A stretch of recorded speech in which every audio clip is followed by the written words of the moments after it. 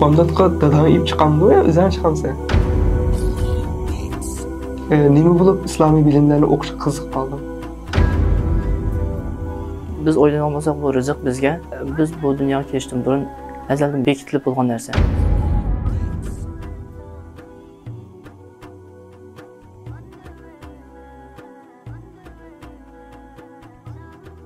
Assalomu alaykum Bilal Qodavalo. Alaykum assalom, yaxshi o'zingiz yaxshimi? Allohga shukr, yaxshi. Programmamız hoş geldin. Hoş buldum. Aldığıyla özanlı bir kısa tanışır ve sahne programımız başlık değil. İsmim Bilal, 16 yaş girdim, 17 yaş girdim. 16 Türkistan qaysidan keldin? 17 yaş girdim. Şarkı Türkistan'da golcuyum. İstanbul'da oturuyorum hazır. İstanbul keyin qancha bo'ldi? 6 yıl bo'lib qoladi. Maşallah. Bizga kundalik hayotdan qisqacha bir deb bersan. Atin namozga bomdod namozga chiqaman. Masjidga chiqaman bomdod namozga. Ondan tushdan burun islom bilimlari darsini o'qiyman. Tushdan keyin oqshom tarafda kompyuter bilimlarini o'qiyman. Maşallah. Bamdatga qaysi masjid chiqsa? Bamdodga Uyg'ur masjidiga chiqaman. Bamdatqa dadang ip chiqqanmi yo o'zing chiqqansan? Ko'pincha vaqt dadamdan chiqaman. Maşallah. Dadam o'qitib ip chiqadi ekan-a. Shundaroq. Hozir chunki kech qisqa bo'lgandan keyin o qo'plashma qiyin bo'lmaydi, oson bo'lmaydi degan. Dadam yo'q vaqtlarda masjid chiqamsan emas, uyda qolsan. Dadam yo'q vaqtlarda uyda o'qiyman. Opam o'yib qo'yish ko'pincha vaqtda masjidga chiqaman. Opam o'yib qo'ygan chiqaman masjidga. Ama chiqishga tirishsan. Mesela hazır kecha qisqa sen bayan degandek, mushunda vaqtda attigina bomdatga qo'pib, masjidga chiqishda qiynalmamsan. Ba'zan hamda oson bo'lmaydi qo'plash. Chunki qishi qisqa hozir yoz.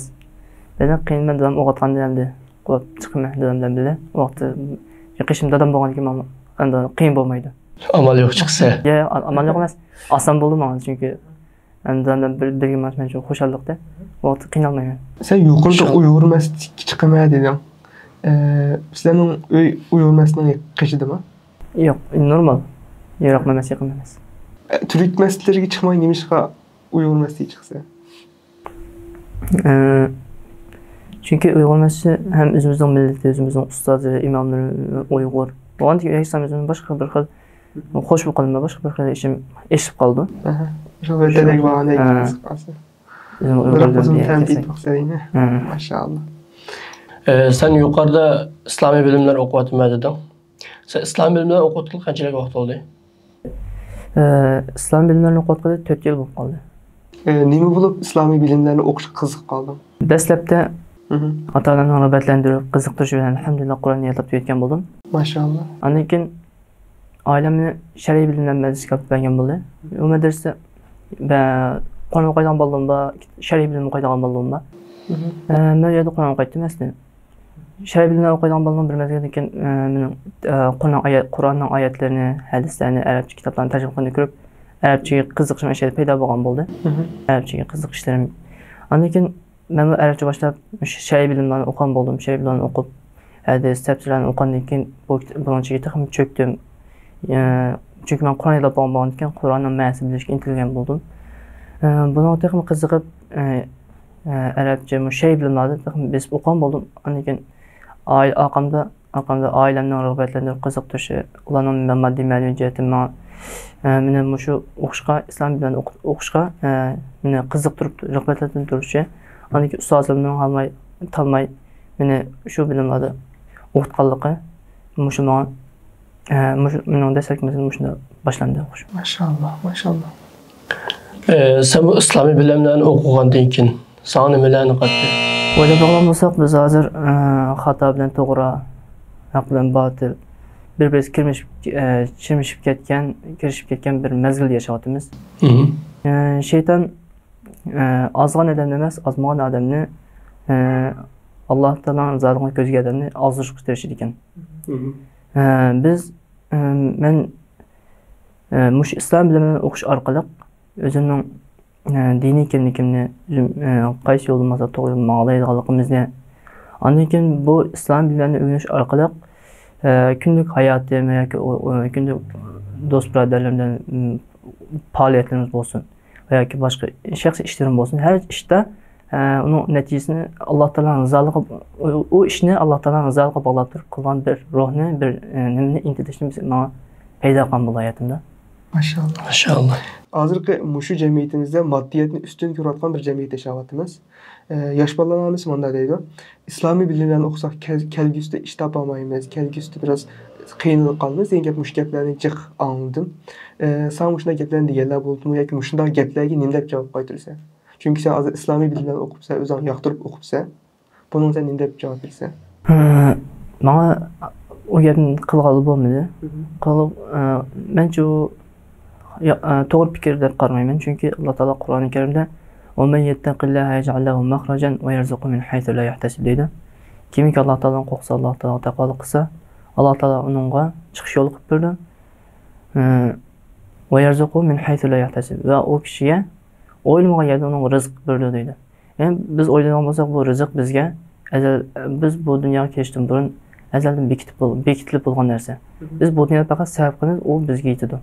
Mayli u ishlaydigan bo'lsa, masalan, kasb deb ishlaydilar, u kasb orqali topadi, biz o'qisak, masalan, lekin u o'qishda Alloh taoloning rizoligiga ko'zlanish kerak, chunki Alloh taoloning rizoligiga ko'zlanmasa bo'lmaydi. Bu Alloh taoloning rizoligiga ko'zlanganda Alloh taolo bizga ma'lum bir sabablar tufayli bizga u rizqimizni bizga yetkazib berdi. Bilal hazır mesela İslami bilimler desek, bizden kallamızga tefsir, hadis degandek muştaq bir munçilgan nesle kelish mumkin. Bunun içinden sen qaysini o'qiyapsiz hazır? Men hozir o'zim o'qiyotgan tafsir bilan hadis o'qiyapman.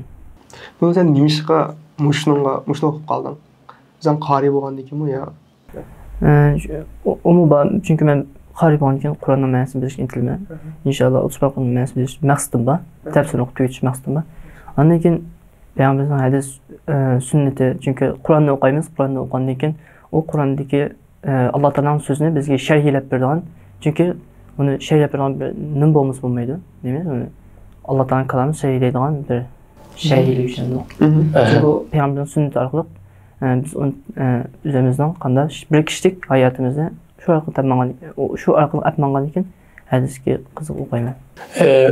Mesela sen bayan tushdan keyin kompyuter bilimlarini o'qiyman degan bo'lding. Nima uchun kompyuter o'qishga qiziqib qolding? O'ylaganimizda biz vatan zulmasiga qolgan va vatani kafirlar tarafidan ishg'ol qilingan olimlari va ko'pincha insonlar millatimiz vatan zulmasiga qolgan bir millat. Biz Uyg'urlarda qarab baxsam, shu texnika sohasidagi o'qiydiganlar Uyg'urlar intayin oz ekan. İnşallah men shu texnika orqali shu texnika o'qib, bundan natija qilib inshaalloh hem o'zimga hem dinim hem millatimga bir manfaatim tegsin inshaalloh deb shu qiziqdim. Hem o'zimning bunga bir qiziqish bor kichikimdan. Bundan bunga kelib o'qigan bo'ldim. Sen yuqori texnikalik narsalarga qiziqma dedim. Bulardan qaysi nimlarni o'rganding, qaysi narsani o'rganmoqchi, nimlar bekrak qiziqsa? Dastlabda video yasash, resim loyihalash degan aloqalar mushsad o'qan. Keyin barabar ishkilab kompyuterga shu programma loyihalash har qanday narsani masalan ishlayotgan qo'llanayotgan shu nimalar programmaning oq ko'rinishini yasash degandek shu aloqalar sahani o'qidim.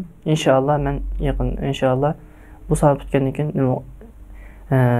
to'liq xatarlik qo'llash o'qimoqchi inshaalloh. Sen odatda shu ishlaringning sirtida beka vaqtlarida nima ish qilsa? Odatda men beka vaqtlarimda uxlayman. Andan keyin shu hozir kompyuter o'qiyapman deymi?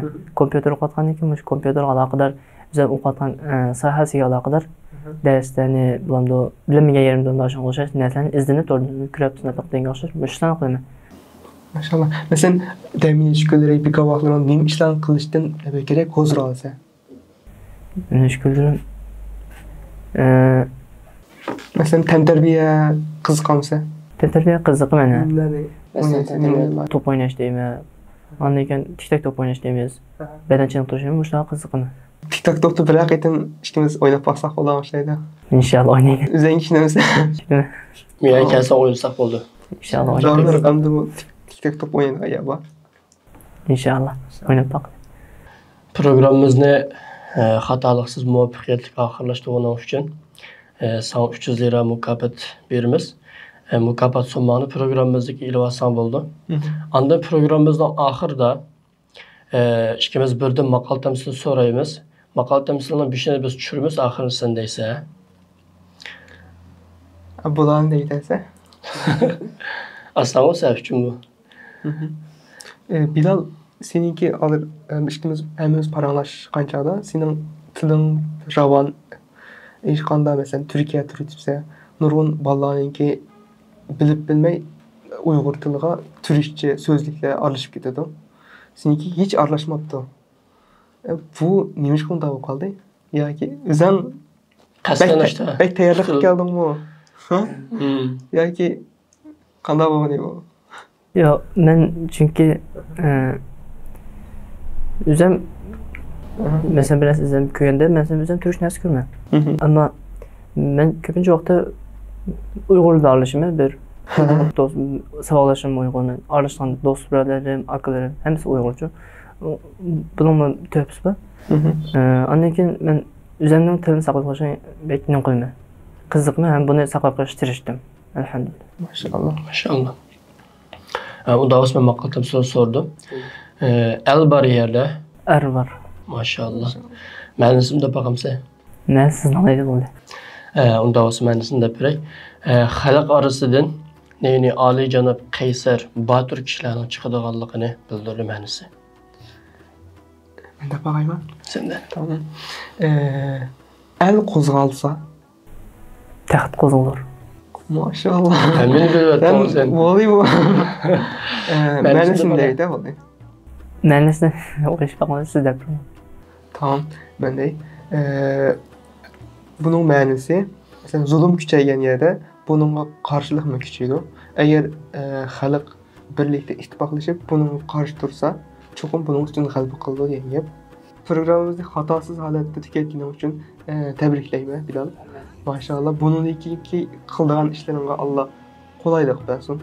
İnşallah nimtirsang shuni Alloh bersin. Programımıza vaxtını çıkarıp kepe geldik. Onun için köpten köp rahmet. Bu Siz Kapı Sumanı programındaki ilvasan oldu. Ayrim bireylik. Aziz qarindoshlar, bugungi programmamiz mushu yerda oxirlashdi. Kelarki sonimizda ko'rishcha sizlarni Janobi Alloh topshiraman.